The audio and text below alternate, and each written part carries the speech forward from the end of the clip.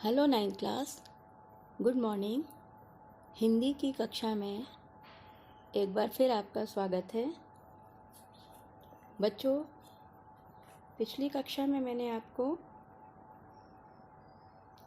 कबीर दास जी की साखी पढ़ाई थी, जिसके 5 दोहों का अर्थ मैंने आपको समझाया था और ये कहा था कि अगले वीडियो में हम आगे पढ़ेंगे। तो आज 6वें से हम फिर से प्रारंभ कर रहे हैं। सामने स्क्रीन पर देखिए, आपके ये 6वीं से लेकर के 10 तक की साखी लिखी हुई है। मैं उसका अर्थ बता रही हूँ, आप ध्यान दीजिए। भक्ति भजन हरि नाव है, दूजा दुख अपार। इस साखी में कबीरदास जी कह रहे हैं कि संसार में जो कुछ भी है सब अपार दुख है। केवल ईश्वर की भक्ति और उनका भजन करना ही एक नाव है। तो जैसे सागर को, समुंदर, नदी को पार करने के लिए नाव की आवश्यकता होती है, उसी प्रकार से हमें इस संसार रूपी सागर को पार करने के लिए किस नाव का सहारा लेना चाहिए? ईश्वर रूपी नाव का सहारा लेना चाहिए। और इस नाव का सहारा हम कैसे ले सकते हैं? उनकी भक्ति करके और उनका भजन करके। आगे क्या कहते हैं? मनसा वाचा कर्मणा, इसलिए मन से, वाणी से और अपने कर्मों से, कार्यों से कबीर सुमिरन सार। कबीरदास जी कहते हैं कि हमें ईश्वर का सुमिरन मतलब स्मरण करते रहना चाहिए। यही सार है। किसका सार है?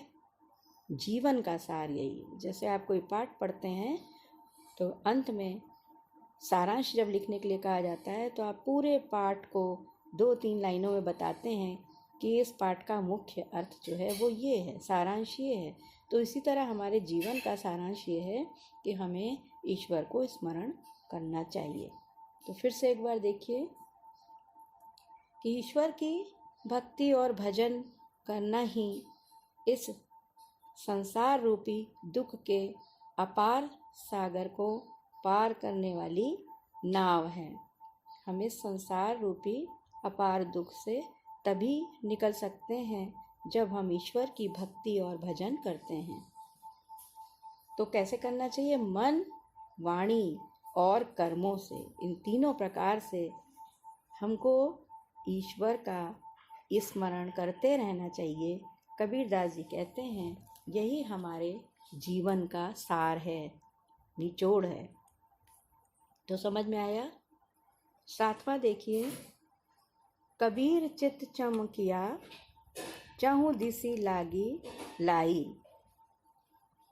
प्रस्तुत साखी में कबीरदास जी कह रहे हैं कि चारों तरफ इस संसार में आग लगी हुई है। लाई मतलब आग, जिससे कि चित्त चमकिया। चित्त यानी मन जो है वो चमकिया, चमकने लगता है। चमकने का मतलब क्या? आकर्षित हो जाता है। तो किस तरह की आग लगी हुई है? इस संसार में चारों दिशाओं में विषय वासनाओं की आग लगी हुई है। आप देखते हैं विषय वासना क्या है? यानी संसार के सुखों को पाने की चाह। हम सब इस संसार के सुखों को प्राप्त करने में बराबर लगे रहते हैं। मुझे ये भी मिल जाए, मुझे वो भी प्राप्त हो जाए, मैं ये बना लूँ, मैं वो बना लूँ। तो ये सब क्या है? ये सब एक विषय वासनाओं की अग्नि है, जिसमें हम सब फंसे रहते हैं और ईश्वर को भूल जाते हैं। इन सब संसार के सुखों से हमारा चित्त जो है वो आकर्षित होता रहता है। आगे कहते हैं कबीरदास जी, हरि सुमिरन हाथू गड़ा, भेगे लेहू बुझाई। तो हमको क्या करना चाहिए? इन विषय वासनाओं से बचने के लिए, इस संसारिक अग्नि से बचने के लिए या इस संसार की आग को बुझाने के लिए क्या करना चाहिए? हरि सुमिरन हाथू गड़ा। ईश्वर के स्मरण रूपी घड़े को हाथ में ले करके बेगे लेहू, बेगे का अर्थ है बड़ी तीव्रता से, शीघ्रता से। लेहू मतलब लेना चाहिए, बुझाई मतलब बुझा लेना चाहिए। तो हमें इस विषय वासनाओं की अग्नि को ईश्वर के स्मरण रूपी घड़े के पानी से तुरंत बुझा लेना चाहिए। तो कहने का मतलब क्या है, फिर से समझिए इसको। कबीरदास जी कहते हैं कि संसार में विषय वासनाओं की चारों दिशाओं में ऐसी आग लगी हुई है जिससे मन जो है आकर्षित होने लगता, चमकने लगता है। हम इस विषय वासनाओं की अग्नि को तभी बुझा सकते हैं जब हम ईश्वर को बराबर याद करते रहें, बराबर स्मरण करते रहें। तब हम इन विषय वासनाओं की अग्नि से, इस सुख भोग के जाल से हम बच सकते हैं। तो समझ में आया। 8वां देखिए, अंचड़िया झाई पड़ी पंथ निहारी निहारी। इसमें कह रहे हैं कबीरदास जी, हे प्रभु, हे ईश्वर, मेरी आँखों में तुम्हारा रास्ता देखते देखते झाइयाँ पड़ गई हैं। पंथ निहारी निहारी, रास्ता देखते देखते, मार्ग निहारते निहारते मेरी आँखों में झाई पड़ गई है। और जिम बढ़िया छाला पड़ा राम पुकारी पुकारी। और राम का नाम लेते लेते, पुकारते पुकारते हमारी जीभ में छाले पड़ गए हैं। हे प्रभु, हे ईश्वर, तुम हमें कब दर्शन दोगे। तो ये बहुत सरल है, शायद समझ गए होंगे। 9वां देखिए, झूठे सुख को सुख कहे मानत है मन मोद। यहाँ भी संसार की नश्वरता की तरफ कबीरदास जी ने ध्यान दिलाया है। हम सब इस संसार की नश्वरता को नहीं समझ पाते, इस तरफ हमारा ध्यान ही नहीं जाता कि यह संसार बिल्कुल नष्ट होने वाला है और हमारा जीवन भी स्थायी नहीं है कि हम यहाँ जब तक चाहें तब तक रह सकते हैं। पता नहीं कब हमारा बुलावा आ जाए, कब हमारे प्राण पखेरु उड़ जाएं। तो ये संसार क्या है, बिल्कुल झूठा है, झूठे। और यहाँ के जो सुख हैं वो सब भी कैसे हैं, सब झूठे हैं। इसीलिए कबीरदास जी कह रहे हैं झूठे सुख को सुख कहे। लेकिन मनुष्य क्या है, इस सांसारिक सुखों को ही सुख कहता है। हम इन सब सुखों को पाने के लिए ही दिन रात प्रयत्न करते हैं, लगे रहते हैं। इसी को ही प्राप्त करने के लिए मनुष्य दुनिया के पाप कर्म करता है। लेकिन यह सब व्यर्थ है, क्योंकि यह सब कुछ एक दिन छूट जाएगा।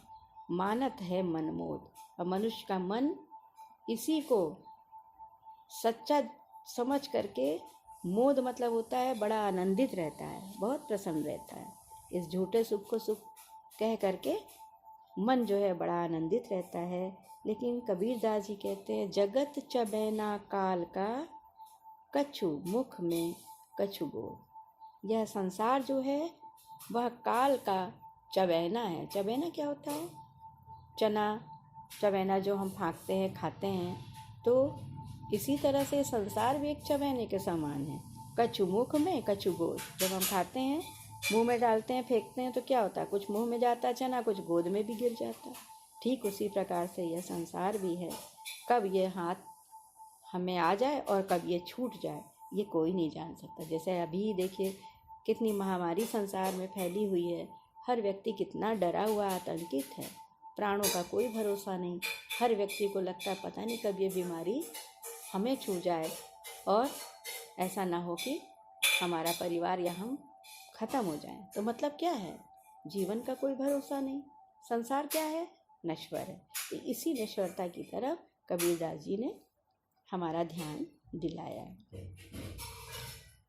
10वां देखिए, 10वें दोहे में कबीरदास जी ने ईश्वर की महिमा का वर्णन किया है। और यहाँ पर कहा है जब मैं था तब हरि नहीं, अब हरि है मैं नाही। यानी जब मैं था, मैंने पहले भी ऊपर के दोहे में आपको बताया था, उसमें मैं का अर्थ बताया था अहंकार से, अहम से। जब हम तक हमारे हृदय में अहंकार रहता है, घमंड रहता है, तब तक हमें ईश्वर की प्राप्ति नहीं हो सकती। इसी बात को कबीर जी कह रहे हैं कि जब मेरे अंदर अहम था, अहंकार था, तब मेरे अंदर ईश्वर नहीं था। हमें हरि की, हमें भगवान की प्राप्ति नहीं हुई थी। अब हरि सब अंधियारा मिट गया, जब दीपक देखा माही। इन पंक्तियों में क्या कह रहे हैं? लेकिन जब हमारे हृदय में ज्ञान का प्रकाश हुआ, दीपक देखा माही, यानी माही मतलब जब मुझे ज्ञान का प्रकाश दिखा, हमारे हृदय में ज्ञान का जब उजाला हुआ, तब क्या हुआ? सब अंधियारा मिट गया। तब हमारे हृदय से अज्ञानता का सब अंधियारा मिट गया। यानी अहंकार को जब मैंने अपने हृदय से निकाला, तब क्या हुआ? ज्ञान का प्रकाश हुआ, उजाला हुआ, और तब हमारे हृदय में ईश्वर का प्रवेश हुआ। तो समझ में आया? एक बार फिर से सुनिए। जब हमारे अंदर अहंकार था, अहम था, तब ईश्वर हमारे हृदय में नहीं था। और जब हमने अहंकार को निकाल दिया, यानी हमारी अज्ञानता भी दूर हो गई। तो जब अहंकार समाप्त हो गया, ज्ञान का प्रकाश हो गया, तब मुझे उस प्रकाश में ईश्वर साफ साफ दिखाई देने लगा, और मैंने तब ईश्वर को प्राप्त किया। तो समझ में आया? आज मैंने ये जो पद पढ़ाए हैं आपको, जितने 10 तक के पढ़ा दिए हैं, समझाए हैं, आशा है आपको अच्छी तरह समझ में आ गया होगा। अब इसको तुम अपनी कॉपी में, जैसे मैंने पिछली बार आपको लिख करके बताया था कि किस तरह से आपको संदर्भ व प्रसंग के साथ इनका अर्थ लिखना है, उसी तरह से आप संदर्भ, प्रसंग और व्याख्या हेडिंग डाल करके इन 5 का आप अपनी कॉपी में अर्थ लिखिए। समझ में आया?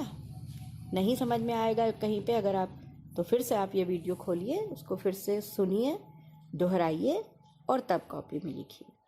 ठीक है? तो अब इसके आगे का हम अगले वीडियो में आपको समझाएंगे। तब तक आप इतना काम करिए, इसे याद भी करिएगा। आपको अच्छी तरह समझ में आना चाहिए, याद रहना चाहिए कि हाँ, किस दोहे का क्या अर्थ है। इसको बार बार आप सीखिए। तब तक के लिए अपना ध्यान रखो, खुश रहो।